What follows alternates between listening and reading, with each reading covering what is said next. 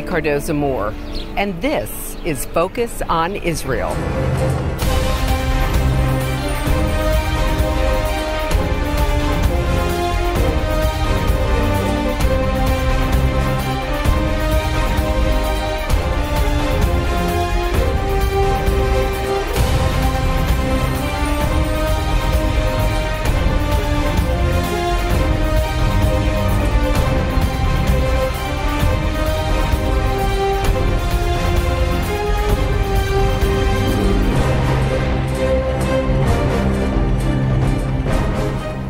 Hello, and thank you for joining me today on Focus on Israel.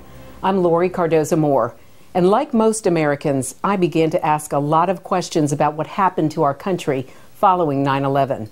As I read and talked to experts, the issues of radical Islam and the attacks on America and Israel became extremely personal to me. In response, I founded Proclaiming Justice to the Nations, a nonprofit organization dedicated to educating and sharing the message of Christian biblical responsibility to the people and land of Israel against the rise of a new anti-Semitism. In this series, Focus on Israel, I wanted to share with you what I've learned through my research and meetings with experts in their respective fields.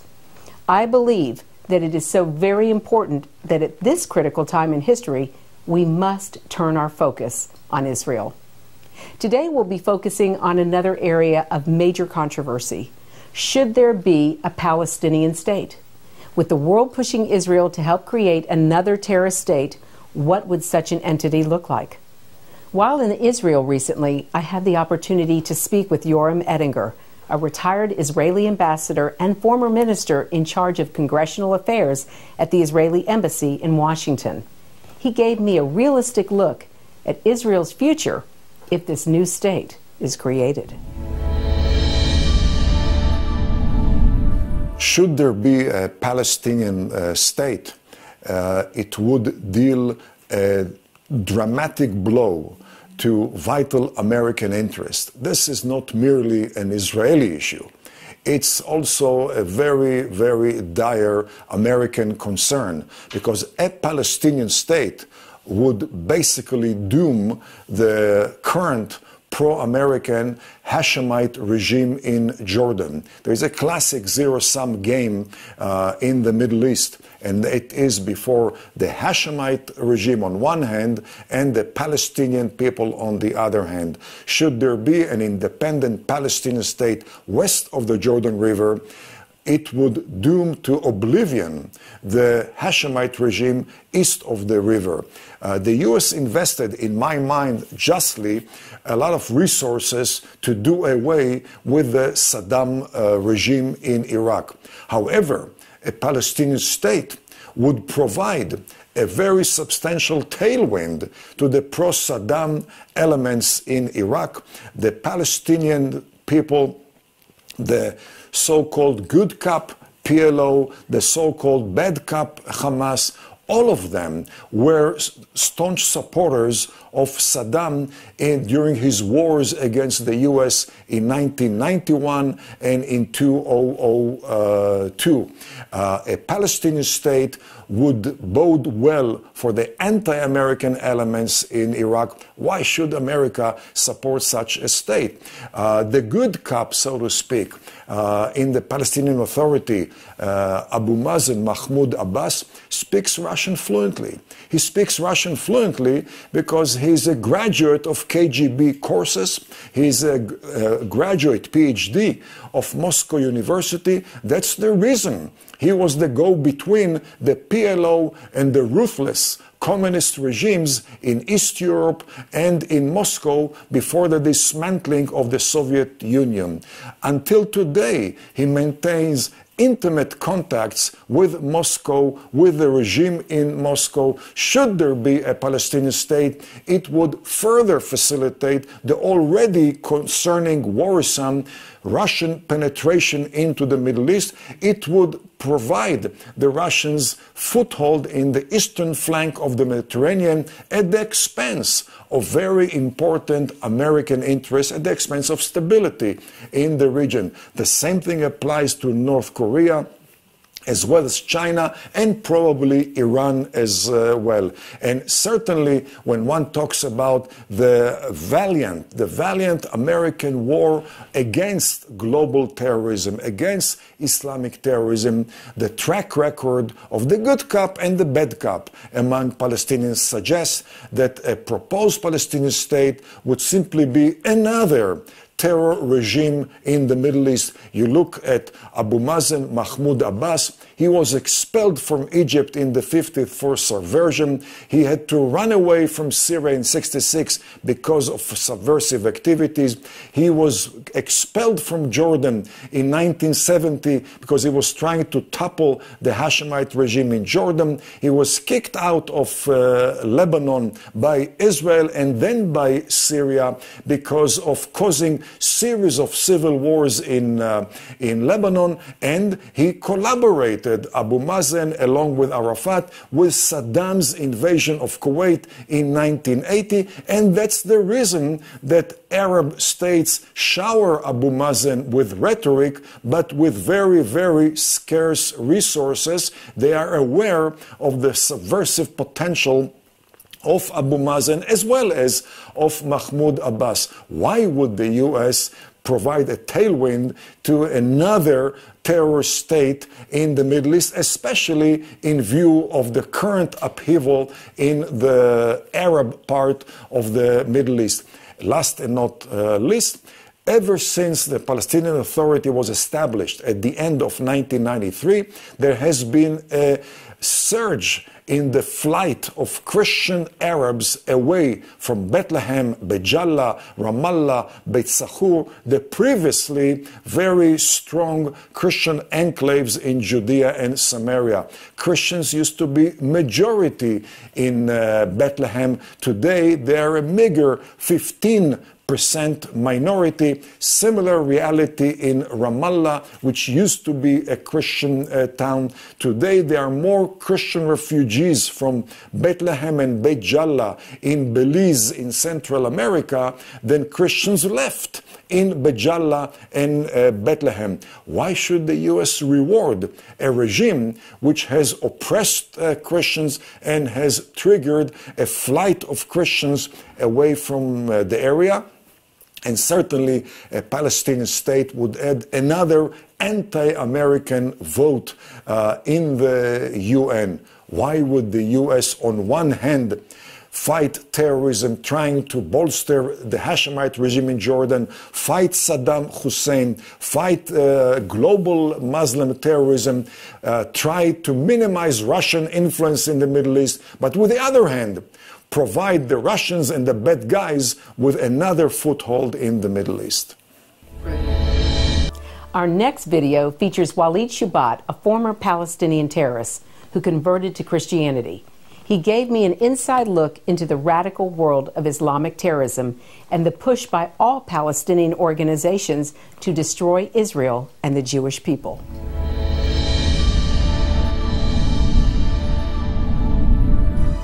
Unable to win militarily, Israel's enemies turned to a tried and true tactic of using the oldest hatred by creating a country that never existed, Palestine, and a new group of refugees, the Palestinians. The Arabs turned the world upside down and made the world's most persecuted people into persecutors. These Palestinians, who had fled Israel during the war, claimed rights to the land and became perpetual pawns of the Arab world in their agenda to destroy Israel and the Jewish people. Anti-Semitism is still live and well, and the Holocaust never really ended. Simply put, that the victims decided to establish their state and their homeland, and then they decided to do the worst thing in the world. They decided to defend themselves. And when they defended themselves, the world objected. How dare you defend yourself? Open your windows and open your doors so the enemy can come and destroy you forever. The Holocaust never ended. The perception through Islamists' eyes is simple. The infidel powers gave a country to a people whom God had abandoned on land that had been in Islamic hands for almost 1,400 years. This violated the fundamentalist Muslim theology doctrine of sacred space. Under this centuries-old law, any land that is occupied by Muslims becomes Islamic for all time. It is strictly forbidden to give up any claims to it. Many of the Arabs claim, and many of the Arab Muslims claim this land because of a principle in Islam that says that any land that is controlled by Islam or Muslims must one day return to Islam and Muslims. And so that's the principle that many people see. And that's many underlying much of the nationalistic arguments about the Palestinian claim to the land of Israel is really an Islamic claim to the land, that one day they would reclaim this land. And that's really what many of the Muslims are trying to get with Spain, with Europe. They're trying to reclaim what they had captured one time before. The days of judgment shall not come to pass until the tribes of Islam kill the tribes of Israel. In Jerusalem and the surrounding nations, the trees will cry out, the stones will cry out, there's a Jew hiding behind me. Come, O Muslim, come and kill him. So the studies of the ends of times, according to Islamic theology, was permeating throughout the whole Middle East, that the reason the Jews came to this land, that we are about to destroy them all. From the Muslim perspective, there are only two solutions: the elimination of Israel, and ideally, the slaughter of all Jewish Israelis, or the wholesale conversion of Israeli Jews, thus bringing the land back within the fold of Islam. Their objective is not to have a two-state solution with somewhat different borders than Israel wants. When they talk about occupied Palestine, they mean Tel Aviv. They want to destroy the Jewish state. Ahmadinejad is explicit about it. In Iran, it is explicit in Hamas's charter. It is explicit every way one can think of in what Hezbollah says and does. In most of Islamic society, the mainstream press portrays Jews in the vilest terms. National TV channels beam out soap operas based on the protocols of the Elders of Zion, and schools teach the hatred of Jews as part of normal formative education. One Saudi newspaper suggested that hatred of all Jews is justifiable, and textbooks encourage Muslims to engage in jihad to vanquish Jews. And Al-Azhar University of Egypt, the #1 university for Muslim scholars that graduates Muslim clergy all throughout the Middle East, issues an edict, a fatwa, that it is permissible for a Palestinian to kill themselves in one condition, when they are killing Jews in Israel. Even though Islam in itself condemns suicide, there's a special edict that you can now kill Jewish civilians. The footage was taken in Ramallah when two Israeli reservists got lost in Ramallah. And instead of the fine Arab treatment of love thy neighbor and treat the stranger well, they have taken them, and the entire community of Ramallah went there, and they demanded the death of these two Jews just because they were Jews. A video is worth 1,000 academia. You see it in the footage where a Palestinian finally has Jewish blood in his hands. He shows them in the window. The whole world sees it. You see when the bodies are dumped from the window. You see when the Palestinians and the people of Ramallah, the men of Ramallah, entire capital of Palestine are there. You know, jabbing on the faces and the heads and gutting these people and tearing them apart. And they're jumping with joy like it's winning the lottery. So they were killed. And they take their cell phones and they contact their wives as they're killing them, describing the process of what they're doing to them. Here is the Palestinian capital, Ramallah. This is the capital of the state of Palestine that the world is forcing to create. And then you see collaborators killed with their guts out, put it in a platter. And the children and the men are grabbing the hearts and the kidneys and the intestines, and they're praising Allahu Akbar, Allahu Akbar, in a euphoric fashion, in a joyful fashion, in a frenzy fashion. This is why I always say a video is worth 1,000 academia. For all these years in the West, the media keeps talking about, oh, we should establish a Palestinian state. The Palestinians have been mistreated in Lebanon. The Palestinians have been mistreated in Jordan. They've been mistreated in Israel. They've been mistreated everywhere. We need to establish a state for this. As now, the Palestinians have become the Holocaust. And the Holocaust is a myth. The Holocaust is denied by Mahmoud Abbas, denied by King Hussein, denied by every single prominent Arab leader, as never existed. We only have a Palestinian Holocaust. Everything turns into reverse. With foolish reluctance, Israel has agreed to the creation of a Palestinian state, subject to some security conditions, such as recognizing Israel's right to exist. The problem in the East is that the West thinks the East thinks like the West. So they say, okay, Western mind says, let's give them a good gesture. Let's give them some land. Let's give them Jericho. Let's give them Gaza. Let's move the Jewish communities from Gaza. They don't belong there anyway. Let's pull these people out. So they force all these communities, they dismantle Jewish communities in the heartland of Judea. And they give them the greenhouses. And the American Jews put millions and millions of dollars in beautifying these places for them. It's, here's a gift. Here's a gesture of peace from Israel, from the Jewish people. Because the Jews also think that the world thinks like them. And that's their biggest problem. And what do they do with them? They burn the whole place. They burn the synagogues. Not only that, they go to every Jewish holy place and they desecrate it. They go to Joseph's tomb and they start chiseling on the stones. They burn the place. They paint the dome green. Now it's become even a mosque. Why are the Palestinians acting in such a fashion towards these good gestures? Because what the Westerns don't understand is that it's not a war over land.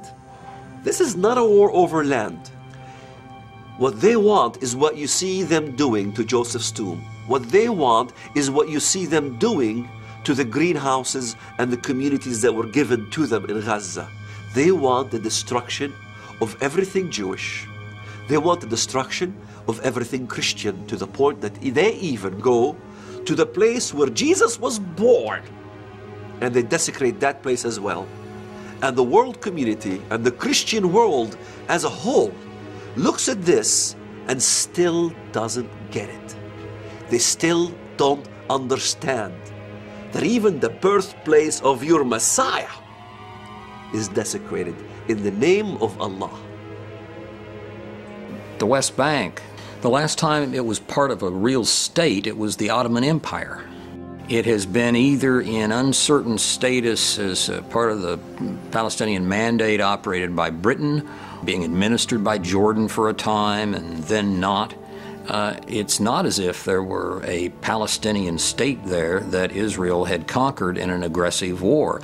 Israel's wars have all been defensive anyway. They keep having to fight because they get attacked by, it's what happened except for Suez. It's what happened in 48, it's what happened in 67, it's what happened in 73. And each time they were attacked, they won and ended up, particularly after the 67 war, with some increased territory that they occupied. Arab aggression and stubbornness has made the creation of a Palestinian state impossible. Since 1948, the Arab world has refused to come to terms with Israel's existence within any set of borders, and has maintained a state of war with Israel. With the invention of the Palestinian people, Arab aggression and Islamofascism gained a political and moral pretense. The Arab fascists appeared to the world to be pursuing a noble effort of protecting a mistreated and oppressed minority group. Thus, the promotion of a two-state solution has radicalized and Nazified most Arabs, who now openly support Arab parties and politicians who call for violence against Jews and for the destruction of Israel. For there to be peace, most people believe that Israel must end its occupation of Palestinian land. The problem is that any Palestinian state, regardless of who rules it, will produce nothing but escalated violence, terror, and warfare in the Middle East. The recent handing over of Gaza by the Israeli government is an obvious example. With the creation of a Palestinian state, there would be a brief time while the world celebrates the outbreak of peace in the Middle East. But this new terrorist state alongside Israel would be a major step in the Arab war against Israel's existence. Once forced back to its 1967 borders, it would then again be 10 miles wide at its narrowest and susceptible to a new Arab war that would draw in the entire Muslim world in its quest to destroy Israel. It is very difficult to take reasonable steps when you're dealing with a fanatic, totalitarian, genocidal enemy and have that regarded as anything other than weakness. Britain and France thought they were taking reasonable steps in the 1930s. Each time from 35 to 39, there was a crisis that the Nazis ginned up, and the Nazis, being genocidal fanatics, thought that each step was weakness, not reasonableness. I think that's the way Hamas and Hezbollah will interpret reasonableness, and therefore I think both have to be effectively, completely defeated. So in many respects, the two-state solution has much in common with the Nazis' final solution. Just another solution for killing Jews. The Nazis were rather enamored of Islam, and it continues to this day. And until Arab, Muslim, Palestinian children are denied their dose of Nazi fantasy, there can be no peace either in the Middle East or anywhere else in the Western world where Islamic fascism seeks to wreak havoc.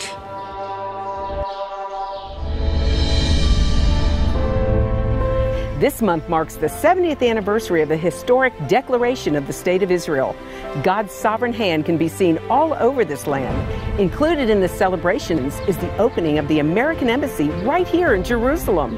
In honor of this celebration, PJTN is offering a special 70th anniversary package, which includes a captivating new book and an award-winning DVD. Israel Rising is a unique visual story of Israel's miraculous journey from unforgiving desert to thriving nation. Thousands of years ago, the prophet Ezekiel foretold a future time in which the arid land of Israel would come alive for its people. Now this breathtaking book documents the fulfillment of this vision, as rarely seen photographs from the 1880s to the 1940s are juxtaposed with recent photos of the same locations. This book will inspire and captivate you as it illuminates Israel's foretold awakening in a new and unforgettable way. In addition, you'll receive the award-winning documentary, Israel Indivisible, The Case for the Ancient Homeland. This inspiring film examines the many political twists and turns that make Israel the world's most controversial nation. From Abraham and the Promise to the issues facing the Jewish state today, the film examines the historical, archaeological, legal, and biblical foundations for the modern state of Israel. This is a limited time offer for these two remarkable resources for just a one-time gift of $70 today. Your generous donation will help ensure that PJTN stays on the front lines and in the headlines of all the important issues facing Israel and our Jewish brethren. So please go to pjtn.org today. On my last visit to Israel, I had a chance to speak with Eve Yarrow, an actual resident of the West Bank area. Since the early 90s, she has made an impact as a passionate spokesperson of the right of Jews to live in Judea, Samaria, and Gaza. Eve presently hosts a weekly radio show on Israel National Radio with a global audience of Jews and non-Jews alike. She told me a chance encounter with a Muslim man who privately talked with her about his reservations of living under a Palestinian government.